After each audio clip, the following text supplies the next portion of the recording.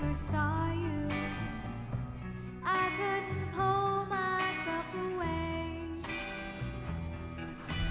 I wanna know you, know everything about you all the time. En 2016, Geta Lees, un célèbre journaliste américain, publie le livre « Le motel du voyeur », dans lequel il expose les actes de Gerald Foos, propriétaire du motel Le Manor House et voyeur. En l'espace de 30 ans, Foos a scruté les faits et gestes de ses clients depuis le grenier de son établissement, écrivant consciencieusement ses observations. Aujourd'hui, les documentaristes Miles Kane et Josh Khoury montrent l'envers du décor dans leur docu-fiction Voyeur, produit par Netflix, et posent la question qui, de Gerald Foos, le voyeur dans son motel, de Geta Lees, le journaliste mégalomane, ou du public même de leur documentaire, est finalement le plus voyeur. Un bon journaliste, c'est un journaliste utile. C'est un journaliste qui donne des informations, qui révèle des choses, qui informe, qui aiguise l'esprit critique de ses lecteurs, de ses auditeurs. Un journaliste, c'est utile pour la démocratie. L'objectif numéro 1 du journaliste, c'est d'être au service de son lecteur en termes d'information et de servir plutôt l'intelligence collective. Le métier de journaliste, c'est justement de rendre la société transparente. Parce que le journaliste est porteur de vérité. Et il y a un certain nombre d'informations qui doivent être révélées, qui sont souvent des informations cachées, qui sont souvent des secrets. Et l'objectif du journaliste, c'est d'essayer de révéler tout cela dans le sens du bien public. Après, l'intrusion, des fois, elle est nécessaire parce que si vous voulez révéler des choses, on ne vous ouvre pas les portes. Il est clair que si vous devez révéler des choses, s'il y a des secrets, vous devez utiliser des méthodes qui parfois relèvent de l'inspecteur gadget, quoi. Il n'y a pas de limite, en fait. La limite, c'est l'information complète. Aujourd'hui, on voit bien qu'il n'y a plus de frontières, il n'y a plus de limites. Il y a toujours eu un journalisme intelligent, si j'ose dire, utile, et puis un journalisme un peu plus scabreux, qui va davantage sur ce qu'on pourrait appeler les déviances. Et on a le sentiment que tout se vaut et que, effectivement, la déviance, le people, le superficiel, le crade, quoi, ce qui est crade, prend un peu le dessus sur une information un peu plus intelligente.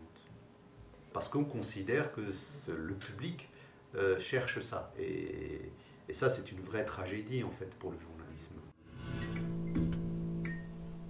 On a un peu banni les frontières pour des raisons de stratégie, pour des raisons de marketing. Donc le critère premier, c'est l'audience. Lorsque vous mettez une série ou un documentaire un peu choc, ou un débat un peu houleux, vous avez un peu de l'audience. On a les journalistes que nous méritons. Les journalistes ont besoin aussi d'une exigence venant de la part du public.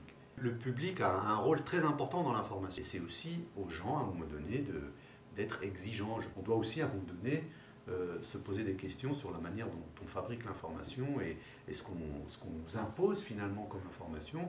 In fine, c'est quand même le public qui peut avoir le dernier mot. Le format, c'est l'enveloppe. C'est juste quelle enveloppe on utilise pour envoyer un courrier. Est-ce qu'on envoie une petite enveloppe, une grande enveloppe? En fait, ce qui est essentiel, c'est le message. Il faut utiliser toutes les possibilités offertes, que ce soit par le contenu, que ce soit par les formats, pour pouvoir faire passer les messages. Cette stratégie du divertissement, c'est aussi la télé qui nous l'impose. Vous ne retrouvez pas ça, par exemple, en presse écrite. C'est surtout ça le danger pour le journaliste. C'est que le public n'ait pas les clés de compréhension du format, de ce qu'on veut faire. Et donc c'est dans ce sens-là où l'éducation aux médias est importante. Le journaliste doit pas oublier qu'il est aussi, avant tout, d'abord citoyen. Il faut de temps en temps enlever ses lunettes et sa casquette de journaliste et se positionner comme un citoyen parmi les autres. Les pratiques d'un journaliste peuvent devenir une référence pour tout le reste. Et donc les journalistes se doivent absolument d'être un peu au-dessus du lot. Mais en même temps, je pense que la démarche d'utiliser cette situation-là pour expliquer un travers de notre société me semble aussi intéressante. Chaque étudiant aujourd'hui qui aspire à devenir journaliste doit se poser un certain nombre de questions et doit construire son identité journaliste. Attention, les fondamentaux du journalisme restent toujours les mêmes, hein, c'est-à-dire la vérité, la justesse du propos, l'honnêteté, en gros, l'éthique, c'est-à-dire la morale. Et ils ont besoin aussi de se désolidariser des confrères et des consoeurs qui ne respectent pas les valeurs de cette profession. Since I first saw you